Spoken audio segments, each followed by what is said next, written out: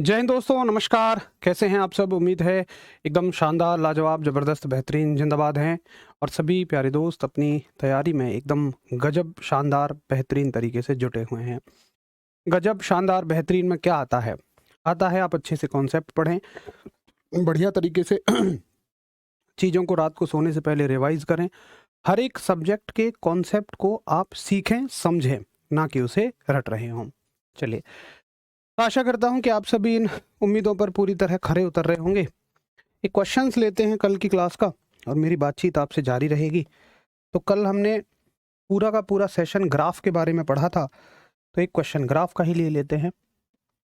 और ये है आपका वेग, वेलोसिटी, और ये है आपका समय। ये है वेग, ये है समय। एक ग्राफ ऐसे दे रखा है मान लो, और वेलोसिटी की वैल्यू है 10 मीटर पर सेकंड, और समय की वैल्यू है 2 सेकंड। और आपसे पूछा है त्वरण, यानी कि एक्सलरेशन। एक्सलरेशन बताइए क्या होगा इसका एकदम सही जवाब। नोट करने का टाइम भी देना यार, मैं तो हमेशा नोट करने का टाइम दे रहा हूँ। कैसी बात कर रहे हो भाई? ये आरोप आप मुझसे कैसे लगा सकते हैं? मैं हमेशा नोट करने का टाइम देता हूँ आपको।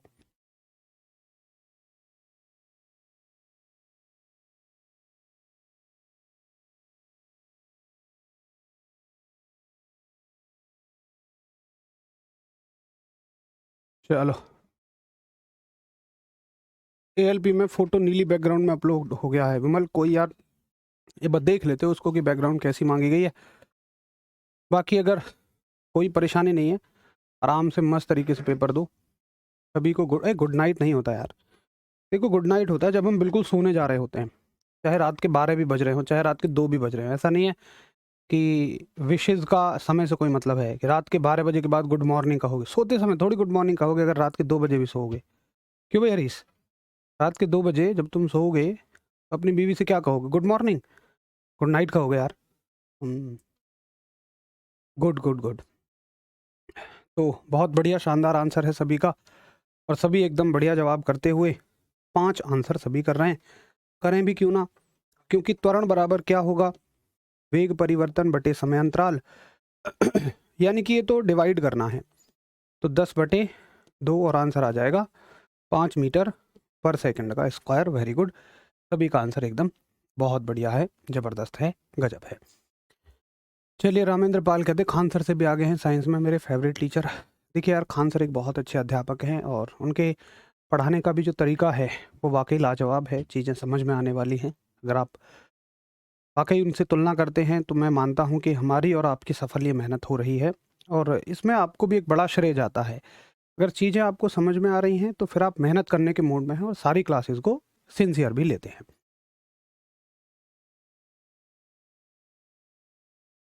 तो देखिए, आज हम क्या करने वाले हैं। आप सभी ने टॉपिक तो देख लिया होगा, प्रीवियस ईयर क्वेश्चंस। तो वैसे तो मैं आपको हर एक टॉपिक के प्रीवियस ईयर क्वेश्चंस कराता ही रहता हूं। अभी तक हमने कितने चैप्टर पढ़ लिए? अभी तक हमने 5 चैप्टर पढ़ लिए हैं, और पांचों में से हमने पहला जो मात्रक चैप्टर था, दूसरा जो मापन चैप्टर था, इसके क्वेश्चन कर लिए, इसके भी कर लिए। लेकिन कुछ टॉपिक रह गए थे। जैसे हमने तीसरा चैप्टर पढ़ा गति, मोशन। तो मोशन के तो कल हमने अच्छे खासे तरीके से कर लिए थे। ग्राफ के भी हमने चौथा चैप्टर पढ़ा था हमने, गति के नियम, यानी कि लॉज ऑफ मोशन। तो ज़्यादातर इसके सवाल रह गए हैं, इसके प्रीवियस ईयर क्वेश्चंस रह गए थे। वैसे ग्राफ के भी हमने कर ही लिए थे, ठीक है।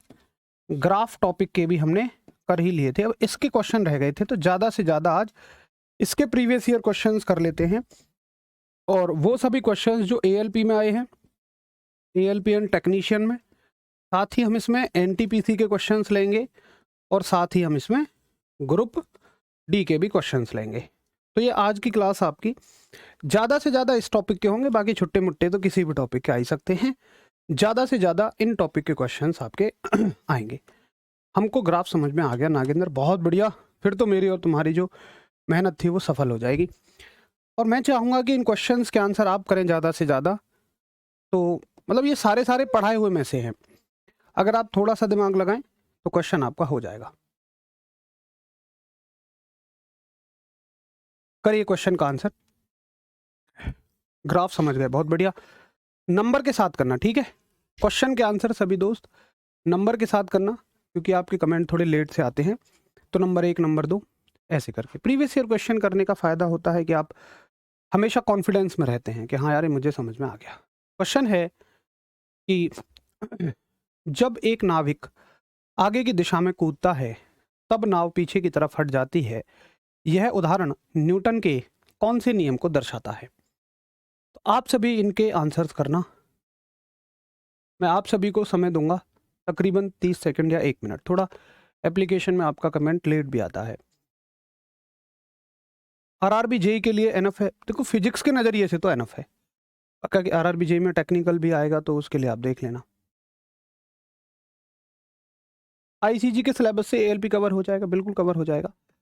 तो जब एक नाविक आगे की दिशा में कूदेगा, नाव पीछे की तरफ हट जाए, तो देखिए नाविक हैं आप ये हैं आप, ठीक, और आप इस नाव से कूदना चाह रहे हैं, इस नाव से आप कूदना चाह रहे हैं, तो क्या कहोगे? आप पीछे पीछे की तरफ धक्का दोगे, ये एक्शन हुआ, क्रिया हुई, बदले में ये नाव आपको आगे धक्का देती है, ये प्रतिक्रिया हुई, तो ही आप कूद पाते हैं। तो क्रिया प्रतिक्रिया का नियम, गति का कौन सा नियम है? क्रिया प्रतिक्रिया का नियम गति का तीसरा नियम है, और सभी का आंसर सी आ रहा है, कुछ 1-2 का ए या डी भी आ रहा है। तो क्रिया प्रतिक्रिया के नियम के बारे में हम अच्छे से बात कर चुके हैं, शायद और ज़्यादा डिटेल में जाने की आवश्यकता ही ना हो। अगला सवाल आप देखेंगे, इसी शिफ्ट का क्वेश्चन है, करेंगे इसका सही जवाब।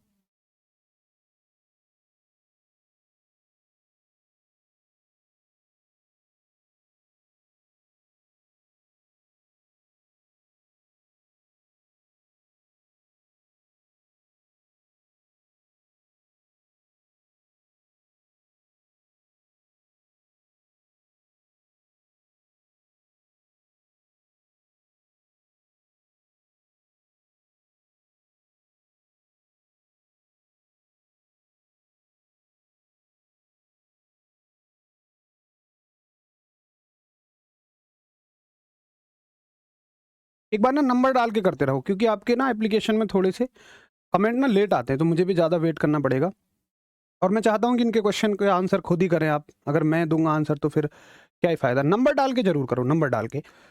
दोनों वस्तुओं के मध्य का बल हमेशा बराबर और विपरीत होता है, यह विचार न्यूटन के किस नियम के रूप में दिया जाता है? यह भी एएलपी की परीक्षा का सवाल है। अब देखो, मैं हमेशा कहता हूं कि क्वेश्चन को तुमसे किसी भी तरह से पूछ लेगा, ये संभव ही नहीं है कि मैं सारे तरीके भरवा पाऊं, लेकिन इतना वादा करता हूं कि अगर आप कॉन्सेप्ट को जो हम क्लास में सीखते हैं उसको अच्छे से याद कर जाओगे, समझ जाओगे, तो क्वेश्चन जैसा भी आएगा आप कर जाओगे। तो वस्तुओं के मध्य बल हमेशा बराबर और विपरीत होता है, किसकी बात हो रही है? क्रिया प्रतिक्रिया की, एक्शन रिएक्शन की। तो ये नियम क्या हो गया? गति का तीसरा नियम। हालांकि 90% सही आंसर है, लेकिन कुछ पता नहीं क्यों कोई सी कर रहा है, कोई बी कर रहा है, कोई डी कर रहा है। ये तो बिल्कुल ही तुक्का मार रहे हो यार। चलो तीसरे क्वेश्चन का आंसर करेंगे सभी, और आप देख लो कि एएलपी में भी कैसे सवाल पूछे गए हैं आपसे, प्रीवियस ईयर है।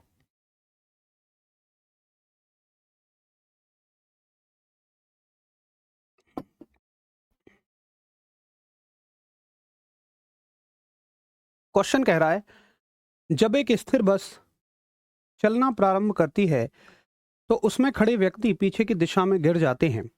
निम्नलिखित में से कौन सा नियम इस परिस्थिति की व्याख्या करता है? तो ये तो सीधी सी बात है कि बस में बैठे हुए व्यक्ति का आगे की तरफ गिरना, पीछे की तरफ गिरना, ये सारे के सारे किस नियम से व्याख्यात होते हैं, किस नियम से एक्सप्लेन होते हैं? तो आप कहेंगे ये फर्स्ट लॉ से एक्सप्लेन होते हैं, यानी कि ये प्रथम नियम से एक्सप्लेन होते हैं। बहुत ही बढ़िया, वेरी गुड, लाजवाब, शानदार, सभी का आंसर ए। अगला सवाल देखिए, सारे के सारे एएलपी के सवाल लिए मैंने पहले।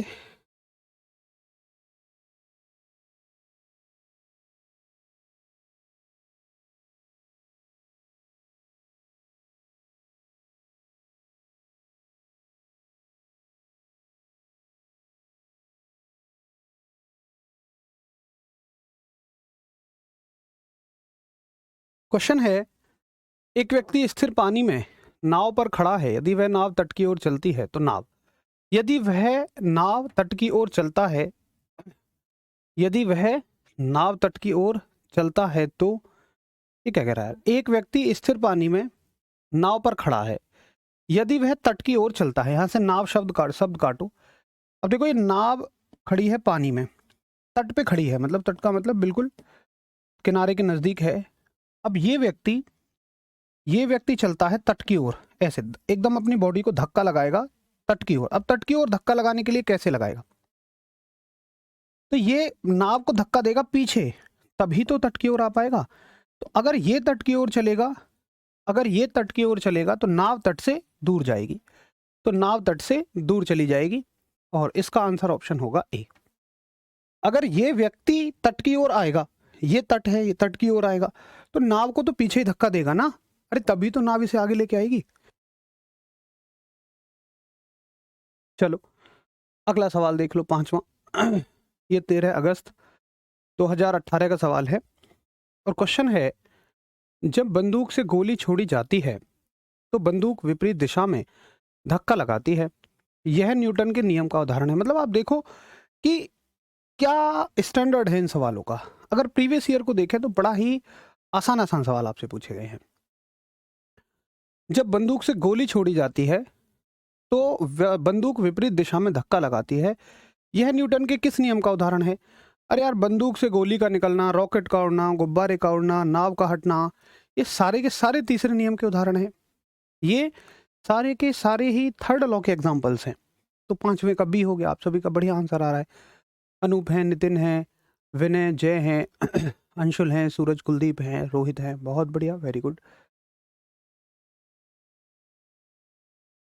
क्वेश्चन है, बल की परिभाषा को किसके आधार पर व्याख्यायित किया जा सकता है। ये पता नहीं क्या है, इसको छोड़ दो।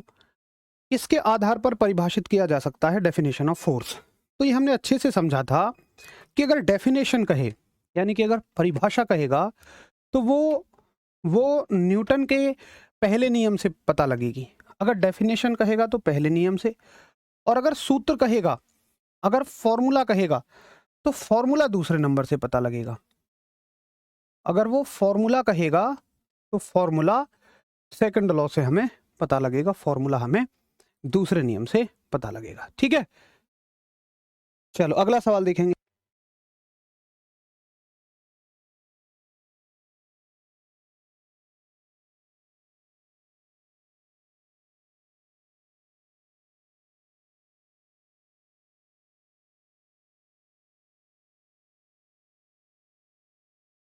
चलो अगला सवाल देखेंगे, क्या कहता है आपसे।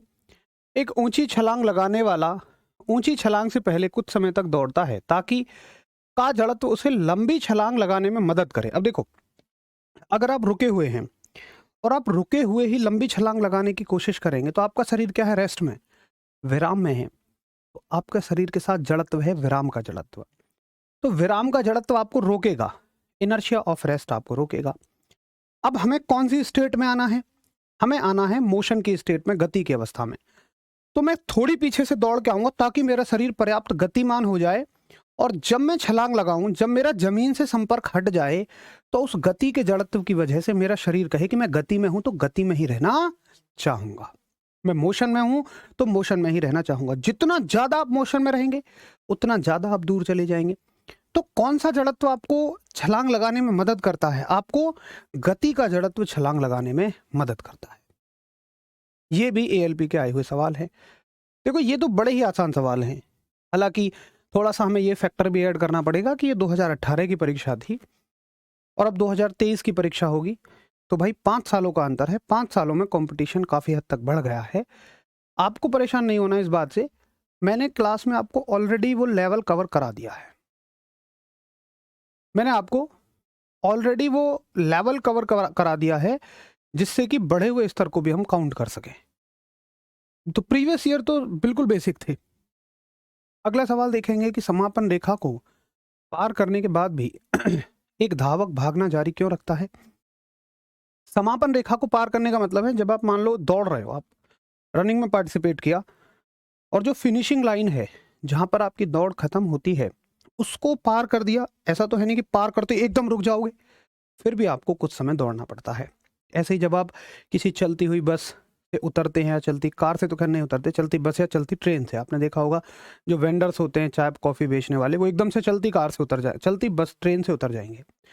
तो उन्हें थोड़ी देर दौड़ना पड़ता है, क्योंकि जो गति का जड़त्व है, भाई जड़त्व का मतलब क्या है, ऐसा नहीं है रुके रहना, जड़त्व का मतलब है तुम जैसे हो वैसा रहना चाहेगी। तो जब तुम बस में हो, ट्रेन में हो, या तुम दौड़ लगा के आ रहे हो पीछे से, तो तुम्हारा शरीर गति में है, और वो गति का जड़त्व क्या कहेगा कि तुम गति में हो तो गति में ही रहो। धीरे धीरे करके वो जड़त्व कम होता है। तो समापन रेखा को पार करने के बाद भी एक धावक भागना जारी रखता है, क्योंकि उसके जूते और जमीन के मध्य घर्षण, ये बेकार की बात है। गति का जड़त्व उसे आगे बढ़ाता है, स्थिरता का जड़त्व उसे रोकने के लिए कुछ समय लेता है। अब इन दोनों ऑप्शन में देखना है, ये तो बेकार ही है। गति की जड़ता उसे आगे बढ़ाती है, या फिर स्थिरता की जड़ता उसे रोकने के लिए कुछ समय लेती है। तो देखो, स्थिरता की जड़ता तो अभी आएगी नहीं, गति में हो तो गति की जड़ता आएगी। गति की जड़ता उसे आगे बढ़ाती है, यानी आपका शरीर गति में है तो वो ये चाहेगा कि भैया तुम गति में ही रहो, अगर गति में हो तो गति में ही रहो। ठीक, तो 8वें का करेक्ट आंसर ऑप्शन क्या हो जाएगा? बी होगा, सी नहीं होगा। 8 का करेक्ट आंसर ऑप्शन बी होगा। स्थिरता की तो कोई बात ही नहीं है, गति है तो गति की बात है। चलो अगला सवाल देखेंगे आप, और ये भी 13 अगस्त शिफ्ट 3 का क्वेश्चन है कि बल समीकरण में F बराबर होता है। बल समीकरण में F बराबर हो रहा है। बल समीकरण में F बराबर है, किसके बराबर होता है? तो वही आपने गति का दूसरा समीकरण पढ़ा था कि बल बराबर द्रव्यमान गुणा त्वरण। M क्या होता है? द्रव्यमान यानी कि मास, और A क्या है? एक्सेलरेशन यानी कि त्वरण। ठीक है, तो बल बराबर होगा द्रव्यमान गुणा त्वरण। ये हो गया आपका एक अच्छा आंसर। तो 8वें का बी और 9वें का ए। सूरज, संतोष, विकास, शिवम, विपिन, सभी के एकदम बहुत बढ़िया आंसर हैं, वेरी गुड। अगला सवाल, आज तो सभी अच्छे आंसर कर रहे हैं। मैं देख रहा हूँ कोई 10% ही हैं जो बिल्कुल शायद बिल्कुल नींद में से या नशे में से या फिर बगैर पढ़ाई किए ही आ गए हों, वही गलत कर रहे हैं। बाकी आज तो सभी के आंसर अच्छे हैं। तो मैं मानता हूँ कि आप अच्छा रिवीजन कर रहे हैं, कॉन्सेप्ट आपको समझ में आ रहे, तो अब कैसा भी कोई क्वेश्चन आए उनसे आप बहुत ईजिली कर दोगे। सवाल है, निम्नलिखित में से कौन सा प्रकृति में कभी अकेले नहीं होता? तो बताओ कौन सी ऐसी चीज है जो कभी अकेले नहीं हो सकती है? जड़त्व, बल, संवेग, वेग, बोलो कौन सी चीज है जो कभी भी अकेला नहीं रह सकती है? तो अगर हम जड़त्व को देखें तो जड़त्व कैसे अकेला रहेगा? मतलब देखो, जड़त्व तो जब ही आएगा जब द्रव्यमान होगा, ये कभी अकेला नहीं होता, ये हमेशा मास के साथ चलता है। मतलब आप फील करो, देखो बल क्या है तुम लगा सकते हो, संवेग क्या है तुम ही लगा सकते हो, वेग क्या है तुम ही दे सकते हो, लेकिन जड़त्व तुम नहीं दे सकते हो। जड़त्व तो वस्तु की प्रॉपर्टी, अगर वस्तु की एग्जिस्टेंस ही खत्म हो जाएगी, मान लो एक बोतल है, बोतल का कुछ मास है, मैं उसको जला के राख कर दूं, भून दूं बिल्कुल, उसमें कोई जड़त्व नहीं रह जाएगा। तो वो किसके साथ जुड़ा हुआ था? वो मास के साथ जुड़ा हुआ था। तो 10वें का करेक्ट आंसर ऑप्शन हो जाएगा ए। अगला सवाल, और एक आपके सामने छोटा सा न्यूमेरिकल, और न्यूमेरिकल कहता है, मुक्त रूप से गति करने में सक्षम 10 किलो द्रव्यमान की एक वस्तु पर जब 10 न्यूटन का बल लगाया जाए तो निम्न में से कौन सा कथन लागू होगा? निकाय 1 मीटर पर सेकंड की चाल से गति करेगा या त्वरण से गति करेगा? तो जब भी तुम्हें द्रव्यमान दे, एम कितना है? 10 किलो, और त्वरण कितना है? 10, एफ है 10 न्यूटन, फोर्स 10 न्यूटन है, तो समझ जाना कि ये गति के दूसरे नियम पे सवाल है। और वो क्या होगा? फॉर्मूला एफ बराबर एम ए। एफ की वैल्यू कितनी है? 10 न्यूटन, एम की वैल्यू 10 न्यूटन, ए की वैल्यू हमें निकालनी है। 10 से 10 कट जाएगा, तो ए की वैल्यू बचेगी 1 मीटर पर सेकंड स्क्वायर। तो आंसर हो जाएगा, ऊपर ले जाओगे सेकंड को तो इसको ऐसे भी लिख सकते हो, मीटर सेकंड की पावर -2। तो निकाय इतने के त्वरण से गति करेगा। ये 29 अगस्त 2018 शिफ्ट 3 का सवाल।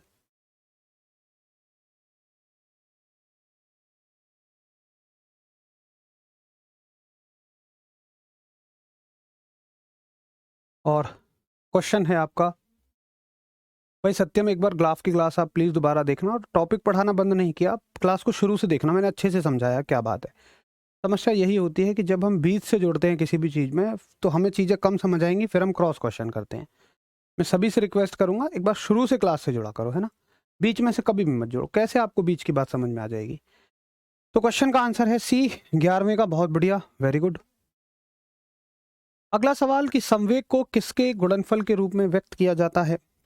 तो आपसे केवल संवेग का फॉर्मूला पूछा है, संवेग यानी कि मोमेंटम, और संवेग बराबर क्या होता है आपका, द्रव्यमान गुणा वेग। संवेग बराबर द्रव्यमान गुणा वेग, यानी कि मोमेंटम बराबर मास इनटू वेलोसिटी,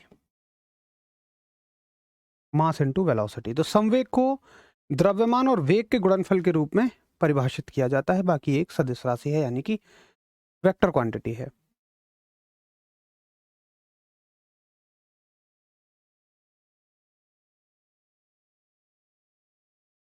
तो 12 का क्वेश्चन का आंसर सभी लोग सी कर रहे हैं, वेरी गुड, बहुत बढ़िया। विवेक, बहुत सारा प्यार भाई आपको, love you too. Question number 12 का आंसर सी हो गया। बेसिक परिभाषा है, बहुत बेसिक परिभाषा है कि संवेग क्या होगा, द्रव्यमान गुणा वेग। बाकी इसके बारे में जानकारी तो तमाम हमने ले ही रखी है, एक्सप्लेन करने की जरूरत नहीं है। एक्सप्लेन हम तब करते जब हम प्रैक्टिस सेट लगा रहे होते, अभी तो पढ़ाई है हमने, इसको अच्छे से समझ में आ रहा होगा। अगला सवाल, रॉकेट किसके संरक्षण के सिद्धांत पर कार्य करता है। तो देखिए, रॉकेट दरअसल गति के तीसरे नियम पे कार्य करता है, गति के तीसरे नियम पे कार्य करता है, थर्ड लॉ पर कार्य करता है। लेकिन थर्ड लॉ के अलावा इसे किस नाम से भी जाना जाता है, इसे क्रिया प्रतिक्रिया के नाम से भी जानते हैं, एक्शन रिएक्शन।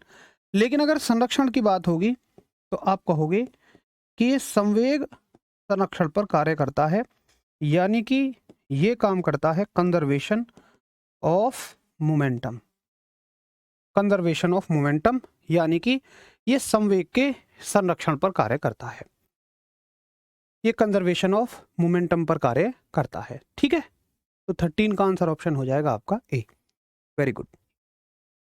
एक अच्छा सवाल न्यूमेरिकल आपके सामने, और इसको ध्यान से देखें। क्वेश्चन कह रहा है कि 0.01 किलोग्राम द्रव्यमान की एक बंदूक, बंदूक बड़ी हल्की है यार, बंदूक की गोली को, अच्छा गोली का द्रव्यमान है ये, हाँ मैं तभी तो कहूँ यार इतनी हल्की बंदूक कब से होने लग गई, तो इम्प्रैक्टिकल सवाल हो जाएगा। तो ये है मान लो बंदूक, और बंदूक का द्रव्यमान है 5 किलो वजन की बंदूक। तो ये बंदूक का द्रव्यमान है 5 किलो, और इससे एक बुलेट दागी जा रही है, गोली, जिसका द्रव्यमान है 0.01 किलो। इससे दागा जाता है, यदि गोली बी कुछ नहीं है, यदि गोली की प्रारंभिक चाल 250 मीटर पर सेकंड हो, गोली कितनी चाल से निकली है, 250 मीटर पर सेकंड से, तो बंदूक के प्रतिक्षेप की चाल कितनी होगी। प्रतिक्षेप का मतलब बंदूक के पीछे हटने की गति कितनी होगी, रिकॉइल वेलोसिटी। तो देखो, गोली जाएगी इधर और बंदूक जाएगी पीछे। ऐसे क्वेश्चंस में हमेशा क्या करेंगे कि इनके मोमेंटम को बराबर कर देंगे, इनके संवेग को बराबर कर देंगे।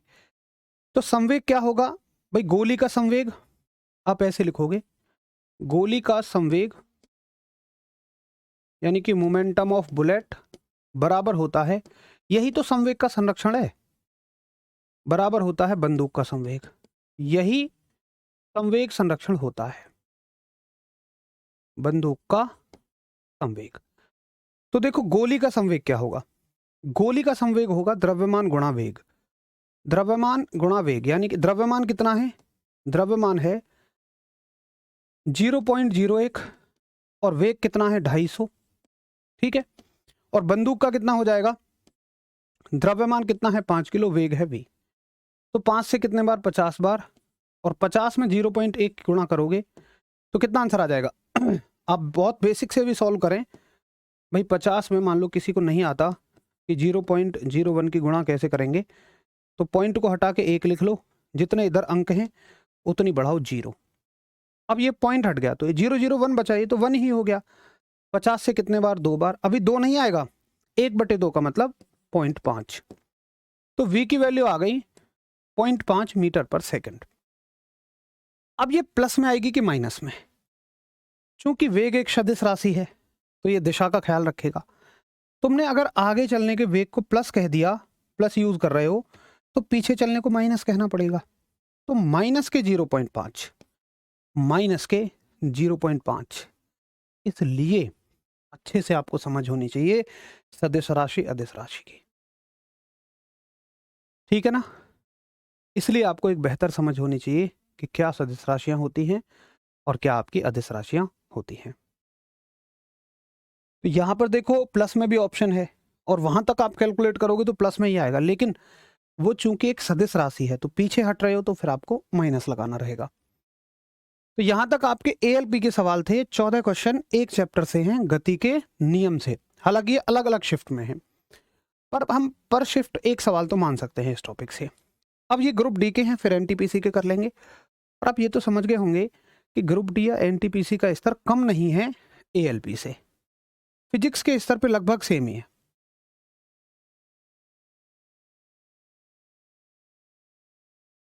चलो अगला सवाल, निम्नलिखित में से कौन सा कथन गलत है? जब एक बस अचानक रुकती है तो बस में बैठे यात्री को पीछे झटका लगता है। चलो देख लेते हैं।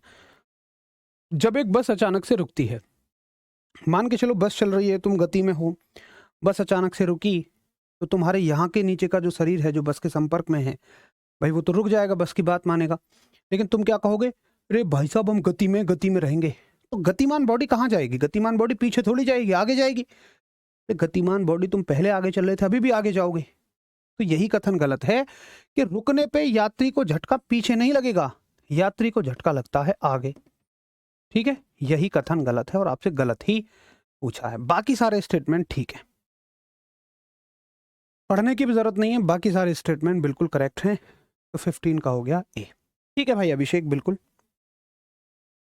अगला क्वेश्चन है, निम्नलिखित में से कौन सा उदाहरण न्यूटन की गति के पहले नियम को दर्शाता है? Which of the following example illustrates Newton's first law of motion? जब हम पैडल चलाना बंद करते हैं तो साइकिल धीमी होनी शुरू हो जाती है। देखिए गति का पहला नियम क्या कहता है कि कोई भी वस्तु जब तक अपनी उसी स्थिति में रहेगी जब तक उस पर बाहर से कोई बल ना लगे। तो कह रहे हैं हम पैडल चलाना बंद करते हैं तो साइकिल धीमी होनी शुरू हो जाती है। चलो इस ऑप्शन को भी रुको, अगर तुम्हें समझ में नहीं आ रहा है तो। तेजी से आती हुई क्रिकेट, देखो क्रिकेट की गेंद को जब पकड़ता है वो तो दूसरे नियम में आ जाएगा। जब एक बस अचानक शुरू होती है तो यात्री को पीछे की ओर झटका लगता है। तो ये बताओ, जब एक बस अचानक से क्या कह रहा है, जब एक बस अचानक से शुरू होती है तो जैसी बस चलेगी तो आपका शरीर कहाँ है? यहाँ। अब बस चलेगी तो ये हिस्सा तो आगे चला जाएगा बस की बात मान के, और ये हिस्सा रुका रहेगा तो पीछे रह जाएगा।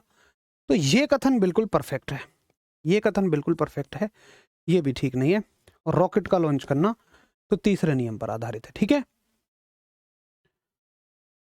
बहुत ही बढ़िया। तो 16 ये कह रहा है कौन सा न्यूटन की गति के पहले नियम को दर्शाता है?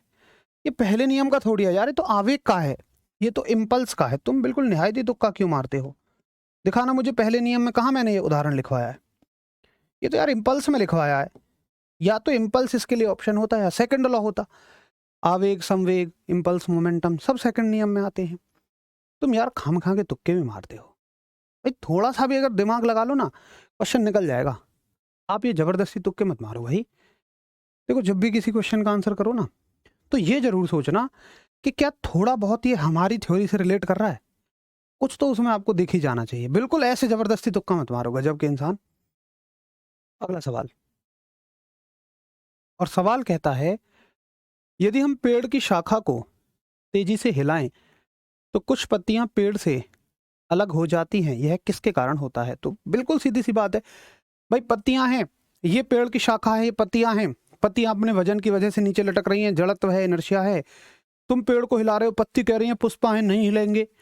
पेड़ हिल रहा, शाखा हिल रही है, पत्ती हिल नहीं रही अपनी जगह से। ऐसे किसी चीज को बार बार करोगे टूट जाएगी। ये क्या है? जड़त्व है, इनर्शिया है, कहानी खत्म। ये सब इनर्शिया का एग्जाम्पल है। चलो संदीप बहुत बढ़िया, एकदम गजब, समझ में आ रहा है तो वेरी गुड।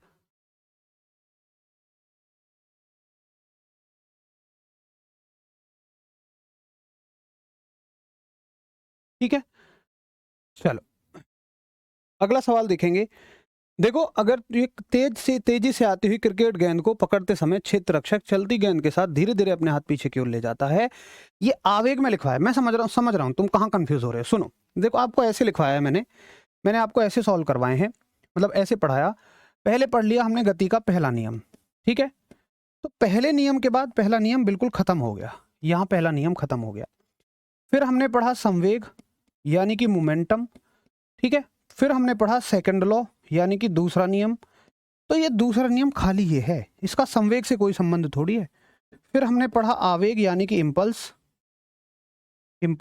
मैंने ऐसे पढ़ाया, अगर मैंने कहीं गलती से कुछ लिखवा दिया है तो उसको हटा लेना। ये किसका एग्जाम्पल है? आवेग का उदाहरण है, ये इम्पल्स का उदाहरण है। अगर मैंने कहीं इसको फर्स्ट लॉ में लिखवा दिया हो तो शायद मेरी गलती हो गई होगी, उसको हटा लेना। वैसे मैंने कराया नहीं है, बट अगर किसी क्वेश्चन में या कहीं भी मैंने बोल दिया हो तो उसको हटा लेना।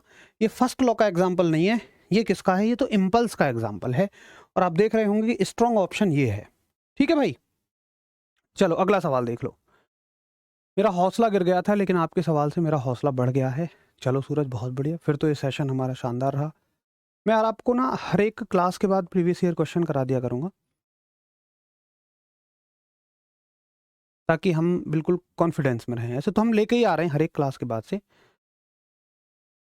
चलो, अब सर मुझे लग रहा है कुछ उम्मीद है एग्ज़ाम पास हो जाएगा। वेरी गुड, बहुत बढ़िया कुलदीप, बहुत सारा प्यार। अगला सवाल देखिए, गति का तीसरा नियम खाली स्थान है और वेग के बीच संबंध प्रदान करता है। तो देखो, जब मैंने नियम आपको बताए तो हमने देखा था, जैसे गति का तीसरा नियम है v² बराबर u² प्लस 2as। तो मैंने कहा था ऐसे सवालों के आंसर करने के लिए कि किसके बीच में संबंध प्रदान करता है, एक तो पहला ऑप्शन उठाना, मतलब ऑप्शन नहीं, पहली क्वांटिटी उठाना। जैसे ये हो गई वेलोसिटी, और बाद की क्वांटिटी उठाना, ये क्या है? विस्थापन यानी कि डिस्प्लेसमेंट। तो ये किस किस के बीच में संबंध देता है? ये वेग और विस्थापन के बीच में संबंध देता है। तो वेग तो है ऑप्शन में, कौन नहीं है? विस्थापन। अब देखो, विस्थापन को क्या बोलोगे आप? स्थिति। मैंने आपको वहां भी बताया था कि इसको या तो विस्थापन के नाम से देगा या स्थिति के नाम से देगा, यानी पोजीशन के नाम से। तो वेग और स्थिति के बीच, यानी कि वेलोसिटी एंड पोजीशन के बीच में, इसको पोजीशन कहोगे तो ज़्यादा बेहतर है, बाकी सिचुएशन दिया है ऑप्शन में तो हम यही लगा देंगे।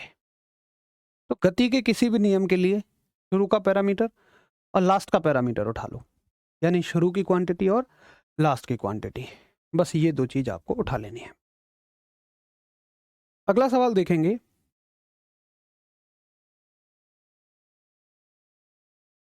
चलो अगला सवाल है, गति का दूसरा नियम किससे संबंधित है? अब बताओ यहाँ पे गति का दूसरा नियम। तो आपको याद हो, गति के दूसरे नियम में हमने क्या पढ़ा कि भाई संवेग परिवर्तन की जो दर है, यही पढ़ा था हमने। संवेग परिवर्तन की दर को क्या कहते हैं? बल कहते हैं। यानी कि हम कहते हैं रेट ऑफ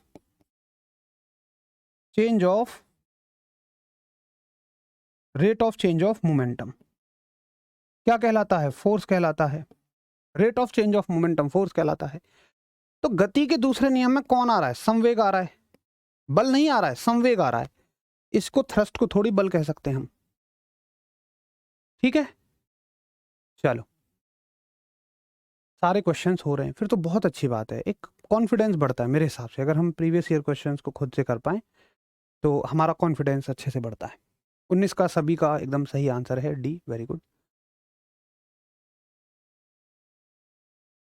अगला सवाल है, एक 70 किलो का आदमी 50 न्यूटन के बल से एक 50 किलो के आदमी को धक्का देता है। 50 किलो वाले आदमी ने दूसरे व्यक्ति को कितने बल से धकेला है? देखो सिंपल सी बात है, आपको दिख रहा है एक आदमी है 70 किलो का, यानी कि ये थोड़े से हैवी हैं और ये हैं थोड़े से हल्के, ये बेचारे 50 किलो के हैं, ठीक है। तो 70 किलो का आदमी 50 न्यूटन के बल से 50 किलो के आदमी को धक्का देता है। ये महाराज हैं 70 न्यूटन के, बल लगा रहे हैं 50 किलो, 50 किलो का फोर्स लगाया ऐसे। ये भाई साहब हैं कितने के हैं? 50 किलो के। ये हैं 50 किलो के। अब देखो, अगर ये मान लो एक दूसरे को धक्का दें, जैसे ये इनको धक्का दे रहे हैं, तो डेफिनेटली ये भी इनको धक्का दे रहे होंगे, एक्शन रिएक्शन लगेगा, क्रिया प्रतिक्रिया। तो ऐसा तो नहीं लग रहा कि अगर ये 70 न्यूटन का है, 50 किलो से दे रहा है, तो 50 किलो का 70 न्यूटन से देगा, नहीं। हमने क्या पढ़ा था, गति के तीसरे नियम में हमने पढ़ा था कि बल का परिमाण समान रहता है, दिशा विपरीत होती है। ये इधर लगा रहा है, ये इधर लगा रहा है, लेकिन परिमाण समान रहेगा। ये भी 50 किलो से ही लगाएगा, तो 50 किलो का आदमी भी, सॉरी मैंने उल्टा लिख दिया ना, 70 न्यूटन का आदमी नहीं है यार, सॉरी 70 तो किलो है, 70 किलो है ना, 70 किलो है, और कितने न्यूटन का है, 50 न्यूटन का।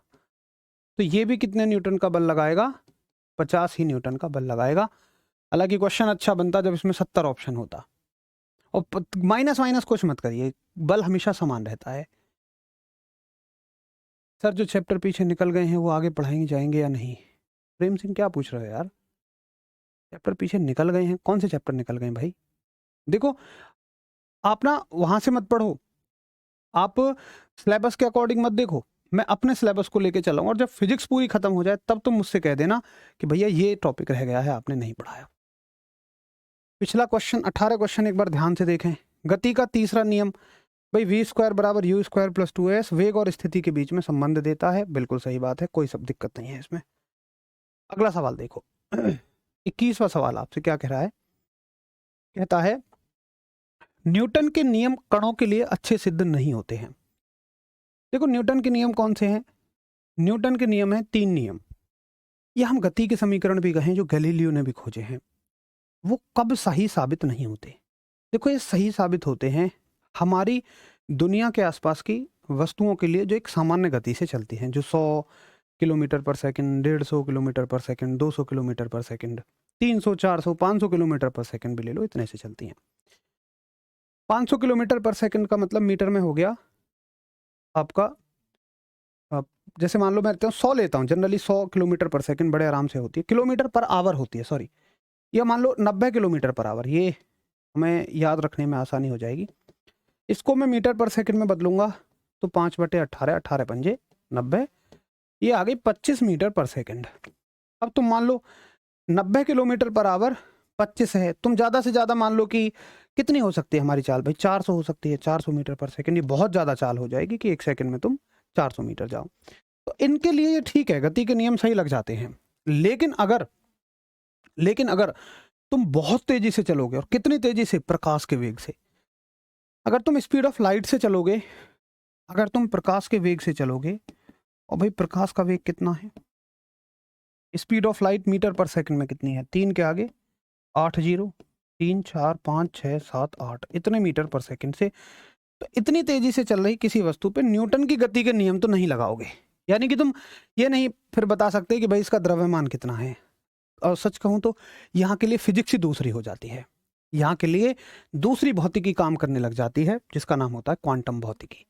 ये क्लासिकल फिजिक्स है जो हम पढ़ रहे हैं, ये क्वांटम फिजिक्स हो जाती है, ये सैद्धांतिक भौतिकी है, और ये क्वांटम भौतिकी हो जाती है। ये हमारे सिलेबस में नहीं है। अंकित कह रहे हैं सर मोटिवेशन बोलिए। अच्छा अंकित, एक बात बताओ कि आज से 10 दिन पहले किसी टीचर ने तुम्हें क्लास में जब मोटिवेशन बोला था, तुम्हें कुछ याद है उस मोटिवेशन का? बताओ, कोई लाइन याद है तुम्हें? लाइंस का मोटिवेशन सुनना चाहते हो तो फिर मेरा यही जवाब होगा कि 2 लाइनों का मोटिवेशन कभी तुम्हें याद नहीं रहता, वो चंद समय के लिए है।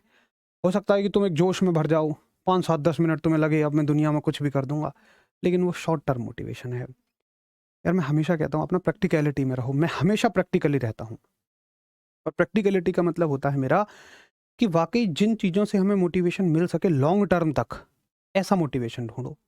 और लॉन्ग टर्म का मोटिवेशन क्या होगा यार, हमारी तो स्थितियां ही, मैं भी एक मध्यम परिवार से निकला हुआ हूँ, आप में से बहुत सारे बच्चों को पता हो, कुछ को ना पता हो मैं भी दिल्ली जल बोर्ड में सब डिविजनल ऑफिसर के पद पे हूँ, एसडीओ जिसको बोलते हैं। तो मैं भी मध्यम परिवार से निकला हूँ, आपकी जैसी स्थितियों से निकला हूँ, और हमारे लिए तो, मेरे पिताजी भी किसान हैं, हम किसानों के लिए तो, हम मध्यम परिवार वालों के लिए तो हमारी स्थितियां, जो घर की स्थितियां हैं, वही एक मोटिवेशन है। हमारे लिए कोई लाइन की ज़रूरत नहीं है, हमारे लिए कोई पंक्तियों की ज़रूरत नहीं है। हमारे लिए तो जब हम हर दिन सुबह अपने माँ बाप की तरफ देखते हैं तो उनकी आशा भरी निगाहें जो बस ये देखना चाहती हैं कि यार मेरे बच्चे का सिलेक्शन हो जाए, मेरे बच्चे का सिलेक्शन हो जाए। क्या एक कम मोटिवेशन है? एक छोटे भाई बहन जो बैग टांग के सरकारी स्कूलों में जाने को मजबूर हैं क्योंकि हमारे पास उतने पैसे नहीं हैं, क्या उनको एक अच्छे स्कूल में दाखिला दिलाना, क्या ये किसी मोटिवेशन से कम है? और देखो ऐसा होता है, अब माने मत माने कि जो मीडियम फैमिली से होते हैं, किसान आदमी होते हैं, थोड़ा बहुत कर्जा भी जरूर कहीं का रहता है, चाहे बैंक का हो चाहे कहीं का हो। तो वो कर्जे मांगने वाला कभी कोई आता होगा, या कभी पिताजी कहते होंगे बैंक का लोन चुकाना है, कुछ भी चुकाना है। क्या अपने पिताजी को इन सब टेंशन से मुक्त देखना, क्या ये हमारे लिए कम मोटिवेशन है? असल में मोटिवेशन वो है जो तुम्हारे खुद के अंदर से आए, और जब तुम्हारे खुद के अंदर से मोटिवेशन आएगा तो बाहर का मोटिवेशन फीका पड़ जाएगा, उसकी कोई आवश्यकता नहीं पड़ेगी। क्या जरूरत है 2 लाइन के मोटिवेशन की, 4 लाइन के मोटिवेशन की? मैं नहीं मानता कि कभी मैं 2 लाइन बोल के मोटिवेट कर भी दूं तो उसका कोई फायदा है, निरर्थक है वो, कोई बेनिफिट नहीं है। मैं हमेशा प्रैक्टिकल में रहने की बात करता हूं आपको। जैसे मैंने देखा बहुत सारे बच्चे जोश में आ जाएंगे, किस किस दिन 18 घंटे का टाइम टेबल बना, लेकिन बेकार है। 18 घंटे का टाइम टेबल क्या मतलब बनता है? तुम 8 घंटे पढ़ो, 10 घंटे पढ़ो, लेकिन पढ़ो प्रैक्टिकली। प्रैक्टिकली का मतलब है शिद्दत के साथ। मैं सब डिविजनल ऑफिसर हूं, और मेरे गांव में, मैं सच बता रहा हूं, मेरे गांव में चंद लोगों को पता है, दिखावे में कुछ भी नहीं रखा, और शायद आप में से बहुत सारे लोगों को नहीं पता होगा। मतलब बताना है तो कभी ऐसे बताओ उन लोगों को जो पढ़ाई लिखाई से, मैं आपके बीच में शेयर करने में मुझे खुशी हो रही है, क्योंकि भाई आप पढ़ने लिखने वाले हो, आप कुछ सीखोगे उससे। लेकिन मैं ऐसे लोगों को क्या करूं बता के जिनका कोई मतलब ही नहीं है? मैं क्यों दिखाऊं उन्हें कि भाई मैं ये हूं वो हूं? मैंने देखा है बहुत सारे बच्चे खामखा ओ रील बना बना के डालेंगे, ऐसे टेबल पे सामने लिख देंगे ये वो, बेकार की चीजें हैं। अपना एक बात बताऊं आपको, हमेशा के लिए कुछ प्रैक्टिकली बता रहा हूं मैं आपको, अपनी नेक्स्ट मूव हमेशा साइलेंट रखो, कि तुम आगे क्या करने वाले हो इस बात को साइलेंट रखो। दुनिया को केवल रिजल्ट्स दिखाओ, अपना प्रोसीजर मत दिखाओ, ठीक है? ये बात हमेशा याद रखना। चलो अगला सवाल। अगला सवाल है सवाल है किसी वस्तु के संवेग परिवर्तन की दर बल की दिशा में आरोपित असंतुलित बल के समानुपाती होती है, इस नियम को क्या कहा जाता है?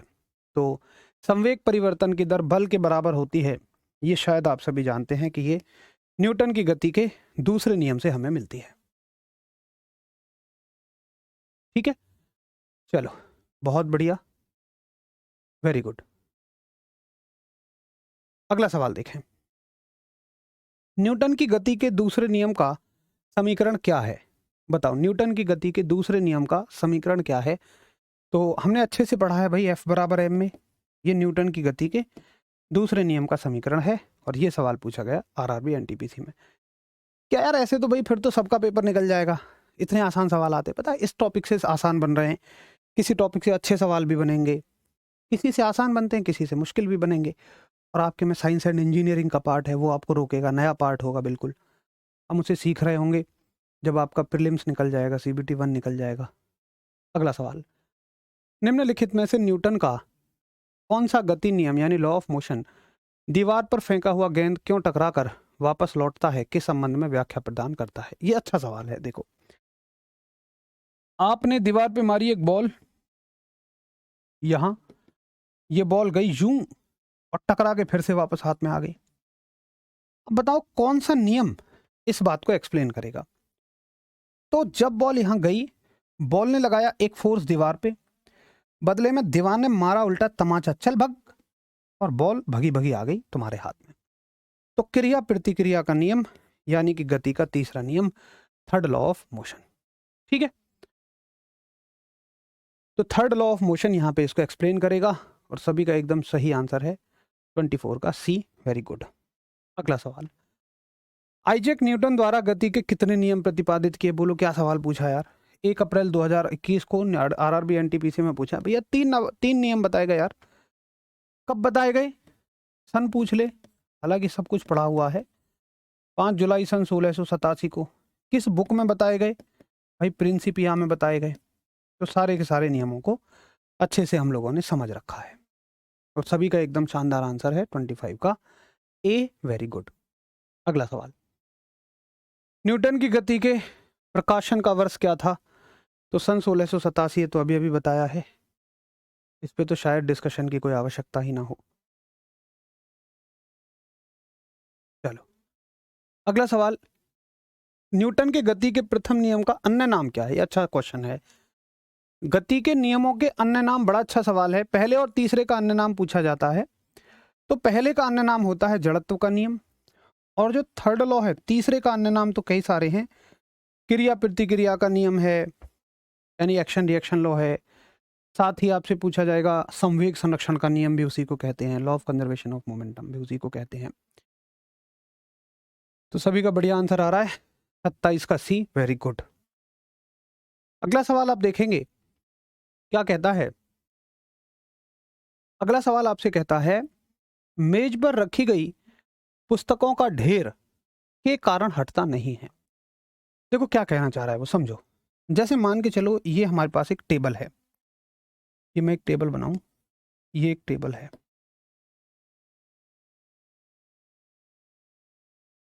ये एक टेबल है, ठीक है, ये हमारे पास एक टेबल है। अब यहां पे रख दी हमने एक बुक, ये हमने एक बुक रख दी। अब क्या होगा, अगर तुम इस टेबल को ऐसे अचानक से धक्का दोगे, जैसे खींच लोगे, तो ये बुक यहीं रह जाएगी और नीचे गिर जाएगी। क्यों? क्योंकि ये बुक रेस्ट में है, ये बुक जड़त्व में है और ये रेस्ट में ही रहना चाहेगी। ये रेस्ट में है तो रेस्ट में ही रहना चाहेगी। ये किसकी वजह से नहीं हिलेगी? ये जड़ता की वजह से नहीं हिलेगी, ये इनर्शिया की वजह से नहीं हिलेगी। ठीक है, तो करेक्ट आंसर ऑप्शन हो जाएगा 28 का ए। अगला सवाल है, इनर्शिया का नियम किसके द्वारा प्रतिपादित किया गया था? अब देखो यहां पे बड़ा कंफ्यूजन होता है। अगर मैं यहाँ एक ऑप्शन डाल दूं मजेदार, एक ऑप्शन डाल देता ना गैलीलियो, तो भाई साहब तुम कंफ्यूज हो जाते। समझो, जड़त्व का नियम कौन सा नियम होता है भाई? जड़त्व का, भाई जड़त्व का नियम होता है गति का पहला नियम। ठीक है, यानी कि फर्स्ट लॉ ऑफ मोशन, गति का पहला नियम। और बताओ गति के नियम किसने दिए? गति के नियम तो न्यूटन साहब ने दिए, आइजैक न्यूटन। लेकिन अगर शब्द आता, ये आता कि शब्द जड़त्व, यानी कि वर्ड इनर्शिया, अगर तुमसे पूछा जाता शब्द जड़त्व यानी कि वर्ड इनर्शिया किसने दिया, शब्द जड़त्व किसने दिया, वर्ड इनर्शिया किसने दिया, तो तुम कहोगे वो गैलीलियो साहब ने दिया। शब्द जड़त्व यानी कि वर्ड इनर्शिया किसने दिया, वो गैलीलियो साहब ने दिया। तो ये थे आपके लिए 29 क्वेश्चंस। आशा करता हूं कि इस चैप्टर को लेके, लॉज ऑफ मोशन, गति के नियम चैप्टर को लेकर आपका कॉन्फिडेंस एकदम बढ़ गया होगा। और इसी को क्यों, सारे चैप्टर्स को लेकर बढ़ गया होगा। अभी तक जो हमने 5 चैप्टर्स किए हैं, सभी के प्रीवियस ईयर क्वेश्चंस भी हमने देखे हैं। ऐसे ही हम इस क्रम को चलाते रहेंगे, चैप्टर के साथ ही कर लेंगे। अगर ज़्यादा क्वेश्चंस हुए, चैप्टर बड़ा हुआ, तो अगले दिन कर लेंगे। लेकिन प्रीवियस ईयर क्वेश्चन साथ के साथ करेंगे ताकि आपका कॉन्फिडेंस बढ़ा रहे। तो फिर मिलेंगे कल की क्लास में। तब तक के लिए सभी शेर दोस्तों को नमस्कार, धन्यवाद।